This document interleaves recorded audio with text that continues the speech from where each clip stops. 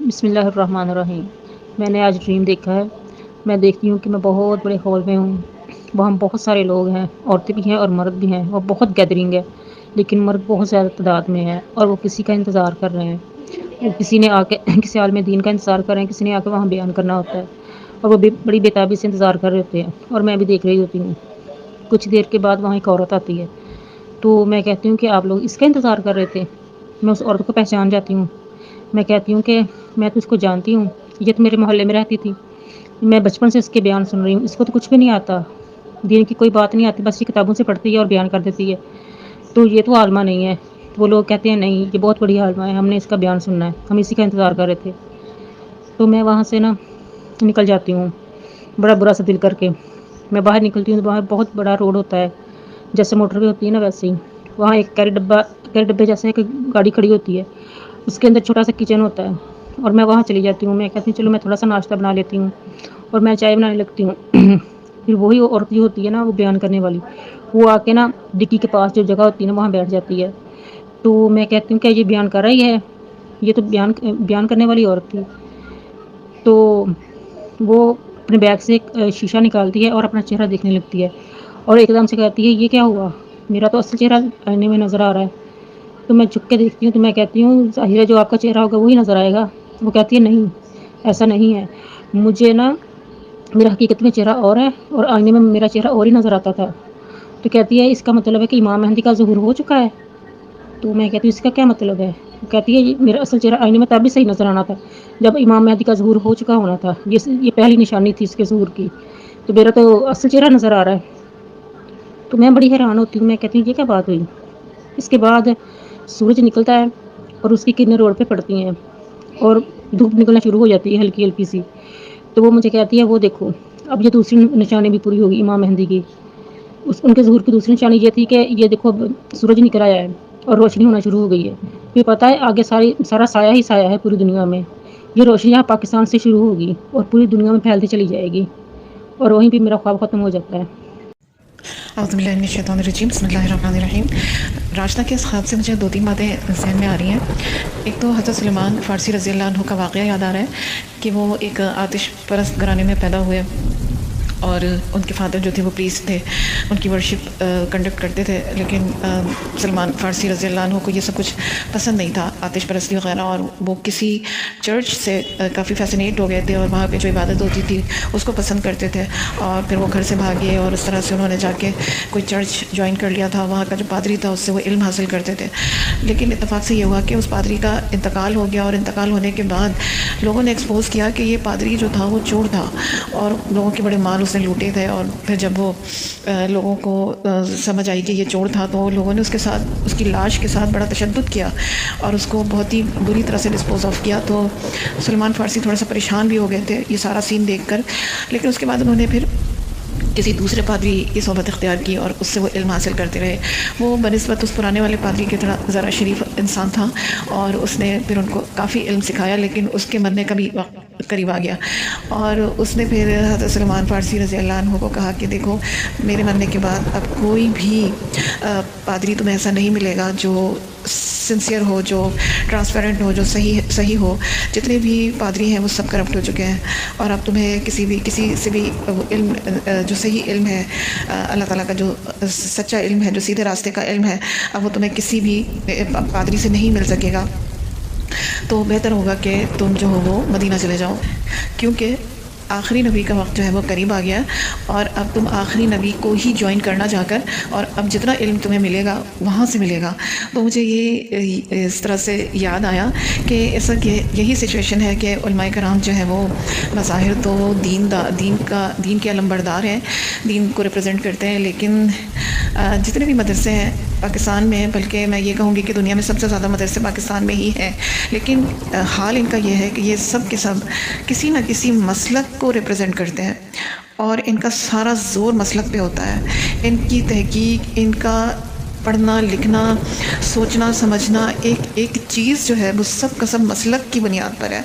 اور حضرت سلمان فارسی رضی اللہ عنہ کو جیسے اس پادری نے کہا کہ اب تمہیں کوئی بھی ایسا پادری نہیں ملے گا جو تمہیں صحیح اللہ کا علم دے، سیدھے راستے کا، تم چلے جاؤ مدینہ آخری نبی کا وقت قریب آ رہا ہے، بالکل یہی سین اس وقت ہے۔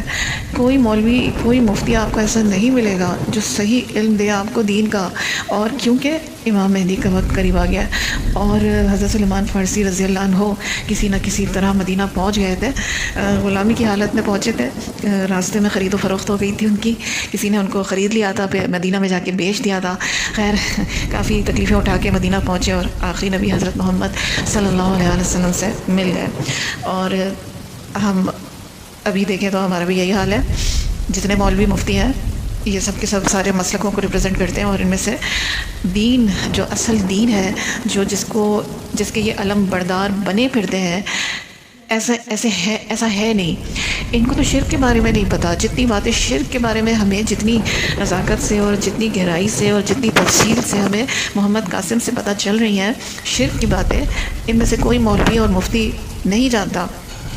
میں خود مدرسے سے پڑھی ہوئی ہوں، اور آپ یقین کریں میری جو استاذہ تھیں وہ بہت زیادہ خلاف تھی مزار پرستی کے، اور کھلا کھلا وہ کہتی تھی کہ یہ شرک ہے، لیکن انہوں نے اس شرک کو اس مقام پر نہیں رکھا جیسے کہ بت پرستی، جیسے ہندو شرک کرتے ہیں، وہ اس طرح سے نہیں سمجھایا جس طرح سے محمد قاسم سمجھاتے ہیں ہمیں ایک ایک بات۔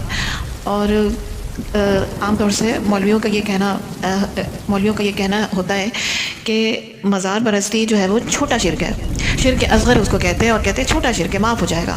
تو یہ چیز جو ہے نا، صرف اس چیز کو آپ لے لیجئے، اور بہت سے ایسے بھی ہیں جو کیئر نہیں کرتے۔ تصویریں لگی ہوئی ہیں ہمارے ملک میں، بت بنائے جا رہے ہیں، قائد اعظم کا بت بن رہا ہے، علامہ اقبال کا بت بن رہا ہے، انہوں نے کبھی اس کے بارے میں فتویٰ نہیں دیا کہ یہ نہیں ہونا چاہیے۔ اور چوراہوں پہ، چھوٹی چھوٹی جگہوں پہ بھی ہے، کوئی اینیمل کا اسٹیچو بنا ہوا ہے، کسی ہاتھی کا، کسی زرافے کا، تو لیکن کسی مولوی نے کبھی اس کے خلاف آواز نہیں اٹھائی۔ تو جو ہمارے مولوی ہیں وہ واقعی اس طرح کے ہیں کہ اب اصل جو دین کا علم ہے وہ اب ان کے پاس نہیں رہا، اور موسٹلی اتنے زیادہ کرپٹ ہو چکے ہیں کہ یہ صرف اپنے مسلک کو ہی دیکھتے ہیں، اور صرف ان کو اپنے مسلک کا پتہ ہوتا ہے، اور دوسرے کے مسلک والے کو اپنے لیول کا نہیں سمجھتے، اپنے سے نیچ، اپنے سے کمتر اور اپنے سے گیا گزرا سمجھتے ہیں، اور کفر کے فتوے لگاتے ہیں۔ اور اس کے علاوہ ان کو تحقیق کی عادت ہی نہیں ہے۔ آپ کو سن کے حیرانی ہوگی کہ اسرائیل جو ہے، یہودی جو ہے، وہ اسلام پہ ریسرچ کرتے ہیں، اس لیے نہیں کہ ان کو مسلمان ہونا ہے، اس لیے کہ ان کو اسلام کو خراب کرنا ہے۔ ان کی جو بڑی بڑی یونیورسٹیز ہیں وہاں پر ڈپارٹمنٹ ہوتا ہے اسلام کا، وہ لوگ قرآن پڑھتے ہیں، اور صرف اس لیے پڑھتے ہیں کہ کہاں سے اسلام کو خراب کرنا ہے، اور ان کو مستشرقین کہا جاتا ہے، مستشرقین، اور وہ ان کا یہی سبجیکٹ ہوتا ہے، یعنی اسلام کو بگاڑنے کے لیے وہ اتنی تحقیق کرتے ہیں۔ بتانا صرف یہ چاہ رہی ہوں کہ ہمارے علماء تحقیق سے آری ہیں، وہ تحقیق کو اپنی شان کے خلاف سمجھتے ہیں، وہ اسلام کو بچانے کے لیے بھی تحقیق نہیں کریں گے۔ آپ کو میں ایک واقعہ سناتی ہوں۔ جو خواب دیکھا ہے راشدہ نے، یہ ایسا حقیقت میں میرے ساتھ ہو چکا ہے۔ ہوا یہ کہ میں واٹس ایپ اسٹیٹس پہ میں نے لگایا، ایک پوسٹ لگائی جس میں میں نے یہ شو کیا کہ محمد قاسم ہی امام مہدی ہوں گے۔ تو میری دوست بچپن کی، وہ یہ دیکھ کے پریشان ہو گئی، اور اس نے کہا کہ یہ کیسے ہو سکتا ہے، کہنے لگی ہمارا کام نہیں ہے، یہ علماء ڈیسائیڈ کریں گے، اور ہماری اتنی اوقات نہیں ہے، علماء کو ڈیسائیڈ کرنے دو۔ تو میں نے کہا کہ ہم کیوں نہیں کر سکتے، ہمارے پاس بھی تو علم ہے نا، قرآن ہم نے بھی پڑھا ہوا ہے، حدیثیں ہم نے بھی پڑھی ہوئی ہیں، تو ہم کیوں نہیں کر سکتے۔ تو اس نے کیا کیا، میرا نمبر کسی عالمہ کو دے دیا، اور اس کا نمبر مجھے دے دیا کہ بات کرو آپس میں۔ اب وہ جو عالمہ تھی وہ کسی مدرسے کی خاص استانی جی، اور کہنے لگی سلام دعا کے بعد، بتائیے کون ہے آپ کا مہندی۔ تو میں نے ان کو PDF فائل دی تھی محمد قاسم کے خوابوں کی، میں نے کہا کہ آپ اس کو پڑھ لیجیے گا اور اس کے بعد مجھ سے بات کیجیے گا۔ کہنے لگی کیا ہے اس میں، میں نے کہا اس میں خواب ہے۔ کہنے لگی اس کو پڑھ کے میں کیا کروں، تو میں نے کہا آپ کو سمجھ آ جائے گی اگر آپ پڑھیں گی تو۔ کہنے لگی کہ امام مہدی پاکستان سے ہو ہی نہیں سکتا۔ تو میں نے کہا کہ کیوں نہیں ہو سکتا، آپ کوئی ثبوت دیں۔ تو کہنے لگی آپ کے پاس کیا ثبوت ہے۔ میں نے کہا میرے پاس یہ ثبوت ہے کہ پہلے آپ کو یہ خواب پڑھنے پڑیں گے، خواب پڑھیں اس کے بعد آپ کو سمجھ آ جائے گی۔ کہنے لگی کہ میں نہیں پڑھ سکتی۔ میں نے کہا کیوں نہیں پڑھ سکتی، تو کہنے لگی کہ اس کو پڑھ کے میں کیا کروں۔ میں نے کہا دیکھیں، میں نے تقابل ادیان کے سبجیکٹ کے انڈر سارے ادیان پڑھے ہیں۔ میں نے ہندوازم پہ تحقیق کی ہے، میں نے پارسیزم پہ کی ہے، میں نے بدھزم پہ کی ہے، میں نے کرسچینٹی پہ کی ہے، میں نے جیوز کا جا کے جو ہے وہ ریسرچ کی ہے، اور جو مسلمانوں میں جو فرقے ہیں میں نے ان سب کی تحقیق کی ہے۔ تو تحقیق میں تو مزہ آتا ہے، آپ کی نالج اضافہ ہوتا ہے. اگر آپ کو مجھے ریجیکٹ کرنا ہے، ڈینائی کرنا ہے کہ میں غلطی پر ہوں، تو آپ کے پاس بھی تو کوئی ثبوت ہونا چاہیے نا. آپ اس کو تحقیق تو کریں، آپ اس کو پڑھیں تو صحیح، تو پھر آپ کو پتہ چلے گا کیا صحیح ہے کیا غلط ہے. تو کہنے لگی کہ اچھا ایسا کریں، اس کی جو فرسٹ پیج ہے نا اس کی اسکرین شاٹ بھیج دیں مجھے. تو میں نے جو پہلا خواب جو انٹروڈکشن تھا وہ اس PDF فائل میں، وہ میں نے انٹروڈکشن کا اس کی پہلے پیج کی جو ہے وہ اسکرین شاٹ بھیجی. تو اس میں یہ لکھا ہوا تھا کہ محمد قاسم کو اللہ تعالیٰ کی اور خاتم النبیین حضرت محمد صلی اللہ علیہ وسلم کی زیارت 500 سے زیادہ دفعہ یا 800 سے زیادہ دفعہ ہو چکی ہے. اس نے یہ جملہ جو پڑھا اس کے بعد وہ بھڑک گئی اور کہنے لگی کہ یہ کیا. تو میں نے کہا کیوں، یہی تو اصل مین پوائنٹ ہے کہ یہ جو انسان ہے، یہ جو شخص ہے، یہ کوئی عام شخص نہیں ہے. ایسی جو بشارتیں ہیں، ایسی جو اللہ تعالیٰ کی زیارتیں ہیں یا پھر نبی صلی اللہ علیہ وسلم کی زیارتیں ہیں، یہ کسی عام انسان کو نہیں ہوتی ہیں. تو یقیناً یہ کوئی خاص انسان ہے تو ہو رہی ہے نا. جس انسان کو اللہ تعالیٰ کی اور خاتم النبیین حضرت محمد صلی اللہ علیہ وسلم کی زیارت ہو رہی ہے تو یقیناً وہ کوئی عام انسان تو نہیں ہوا، وہ کوئی عام انسان تو نہیں ہے، وہ یقیناً کوئی خاص انسان ہے. تو پھر کیا ہمیں اور مزید نہیں دیکھنا چاہیے کہ کیا اور مزید اسپیشلٹی ہے اس کی، ان کے خوابوں کی اور کیا مزید خاصیت ہے. تو کہنے لگی کہ تم لوگ جو ہو گمراہ ہو گئے ہو، تم لوگ جھوٹے ہو، تم لوگ قائدیانی ہو. اور اس کے بعد انہوں نے گالی گلوچ اسٹارٹ کر دی. میں نے کہا دیکھیں اس زبان میں مجھ سے بات کرنی ہے، میں آپ کو بلاک کر دوں گی، مجھے کوئی پرواہ نہیں ہے، آپ جائیے اپنے جہاں آپ کو جانا ہے، میں آپ سے بات نہیں کر سکتی. تو اس کے بعد میں نے اس کو بلاک کر دیا. اس کے میں نے اپنی دوست جو میری دوست ہے ایمن سے کہا کہ دیکھو بات کرنے کی تمیز نہیں ہے، اس طرح سے اگر یہ کرے گی تو نہ میں آگے بڑھوں گی نہ وہ آگے بڑھے گی. بس یہ ہے کہ اس کو سمجھاؤ کہ اگر اس کو واقعی میری اصلاح کرنی ہے تو پہلے اس کو میرا پوائنٹ آف ویو پورا سننا پڑے گا. اگر نہیں سنے گی، نہ میری اصلاح ہوگی نہ اس کی ہوگی. تو پھر اس کے بعد یہ ہوا کہ ایمن نے کہا کہ ایسا کرتے ہیں کہ مردوں کا ایک گروپ بناتے ہیں اور اس میں اس نے جو مفتیان تھے جو پاس آؤٹ ہوتے ہیں مدرسوں سے، نئے فریش لڑکے، وہ اس نے ڈالے تھے. اور انہوں نے پھر سب سے پہلا سوال مجھ سے یہ کیا تھا کہ اپنی قابلیت بتاؤ. تو میں نے کہا میری تو کوئی قابلیت نہیں ہے، اللہ تعالیٰ نے جو علم سکھا دیا بس وہی میرا علم ہے. تو وہ کافی ان کے اندر اپنے مسلک کا جو غرور تھا وہ سامنے آ رہا تھا. کہنے لگی تمہارا مسلک کیا ہے؟ تو وہ بھی میں نے بتا دیا کہ پہلے میرے پیرنٹس جو ہیں وہ یہ تھے اور میں یہ ہوں. تو وہاں سے ان کا سٹارٹ ہوا کہ انہوں نے بڑا خراب سا منہ بنایا اور کہا کہ تم تو ہو ہی بھٹکی ہوئی. تو کہنے کا مقصد یہ کہ مسلک کی بنیاد پر یہ کسی کے ایمان کا فیصلہ کر دیتے ہیں، اور اگر کوئی ان کے مسلک کا نہ ہو تو پھر وہ اس کو مسلمان ہی نہیں سمجھتے. اور اگر میں ان کو کوئی لنک دوں، کوئی PDF بک دوں تو وہ کہتے ہیں یہ کیا جاہلوں کی طرح ہمیں لنک دے رہی ہو، یہ کیا جاہلوں کی طرح تم ہمیں PDF دے رہی ہو. علم ہے تمہارے پاس تو ہم سے ڈائریکٹ بات کرو، علم سے بات کرو، حدیثوں سے بات کرو. تو میں نے کہا آپ کے پاس کیا علم ہے؟ تو کہتے ہیں کہ امام مہدی پاکستان سے کیسے ہو سکتا ہے. اور پھر وہ حضرت ام سلمہ رضی اللہ عنہا کی وہ حدیث انہوں نے بتائی کہ امام مہدی جو ہے وہ مکہ سے مدینہ سے مکہ بھاگیں گے. اس والی اس میں لکھا ہوا ہے کہ یہ امام مہدی مدینہ سے ہوں گے، تم کہاں پاکستان سے لے آئی ہو.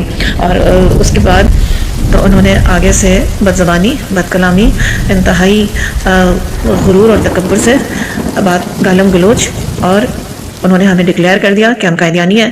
اور اس کے بعد جو ہے وہ یہی ہوا کہ سارے ایک ایک کر کے گروپ سے پاس نکل گئے. تو ان کا جو تکبر اور غرور صرف اس بات پر تھا کہ ان کا جو مسلک ہے وہ فلاں مسلک سے یہ تعلق ہے اور ان کے پاس سارا علم ہے. اور بار بار ایک ہی بات کرنا، یہ کیا جاہلوں کی طرح تم بات کر رہے ہو، یہ کیا جاہلوں کی طرح تم بات کر رہے ہو. اس جملے کو وہ اتنا دہرا رہے تھے کہ کیا جاہلوں کی طرح بات کر رہے ہو. اس سے پتہ چل رہا تھا کہ ان کو کتنا اپنے اوپر ناز ہے. تو یہاں پہ جو راشدہ کا خواب ہے وہ یہ بتاتا ہے کہ امام مہدی کا جب وقت قریب آ جائے گا تو ان تمام علماء مفتیان ان کے اصل چہرے سامنے آ جائیں گے کہ ان میں سے کوئی بھی دین پہ چلنا نہیں چاہتا، ان میں سے کوئی بھی دین کو ریپرزینٹ نہیں کرتا. یہ سب اپنے اپنے مسالک کو، اپنے اپنے مسلکوں کو یہ ریپرزینٹ کرتے ہیں. اور دوسرا کیا کہ ان کو اپنے علم پہ بڑا ناز ہے، بڑا تکبر ہے، دوسرے کو یہ جاہل سمجھتے ہیں. اور تیسرا بڑے افسوس سے کہنا پڑ رہا ہے کہ ان کو تحقیق کی عادت نہیں ہے. یہ یہودیوں سے بھی گئے گزرے ہیں. یہودی علماء یا جو بھی ہے وہ تحقیق کرتے ہیں قرآن پہ اور حدیثوں پہ کہاں سے بگاڑ کیا جائے، اور یہ جو ہے اپنے دین کو بچانے کے لیے بھی تحقیق گوارا نہیں کرتے. 130 خوابوں پہ مشتمل ایک چھوٹی سی PDF کتاب ہے، وہ بھی پڑھنا ان کو گوارا نہیں، اس کو بھی پڑھنے کے لیے وہ تیار نہیں. تو جب یہ اتنی چھوٹی سی چیز نہیں پڑھنے کے لیے تیار، ان کو عادت ہی نہیں ہے پڑھنے کی، پتہ نہیں کس بات پہ وہ اپنے آپ کو عالم کہتے ہیں. علم کا عالم تو وہ ہوتا ہے جس کو پڑھنے لکھنے کی عادت ہو. جب وہی عادت نہیں ہے تو کہاں سے یہ عالم ہوئے؟ تو ان بیچاروں کو تحقیق کی عادت نہیں ہے. اللہ تعالیٰ نے ان کو توفیق نہیں دی کہ یہ امام مہدی کو پہچان سکے. وآخر دعوانا الحمدللہ رب العالمین.